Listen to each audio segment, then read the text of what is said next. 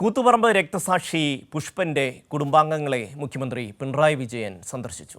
ചൊക്ലി മേനപ്പുറത്തെ പുതുക്കുടി വീട്ടിലെത്തിയാണ് ബന്ധുക്കളെ ആശ്വസിപ്പിച്ചത്. മേഘയുടെ റിപ്പോർട്ട്. ഇന്ന് വൈകിട്ട് 3:30 കൂടിയാണ് മുഖ്യമന്ത്രി പിണറായി വിജയൻ പുഷ്പന്റെ ചൊക്ലി മേനപ്പുറത്തെ പുതുക്കുടി എന്ന വീട്ടിൽ എത്തിയത്.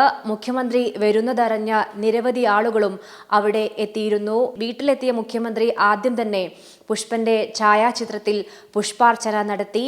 നേരെ പുഷ്പന്റെ മുറിയിലേക്കാണ് കടന്നത്. പുഷ്പന്റെ സഹോദരിമാരും സഹോദരന്മാരും കുടുംബാംഗങ്ങളും ആ മുറിയിൽ ഉണ്ടായിരുന്നു. അവരുമായി സംസാരിച്ചു, അവരെ ആശ്വസിപ്പിച്ചു. അതിനുശേഷം മുഖ്യമന്ത്രി നേരെ പോയത് പുഷ്പന്റെ മൃതദേഹം സംസ്കരിച്ച ഇടത്തേക്കാണ്. മൃതദേഹം സംസ്കരിച്ച സ്ഥലത്തും മുഖ്യമന്ത്രി അല്പനേരം ചിലവിട്ടു. അതിനു പിന്നാലെയാണ് മുഖ്യമന്ത്രി പുഷ്പന്റെ വീട്ടിൽ നിന്നും മടങ്ങിയത്.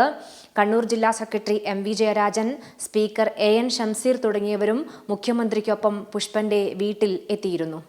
മേഘയാണ് വിവരങ്ങൾ നൽകിയത്.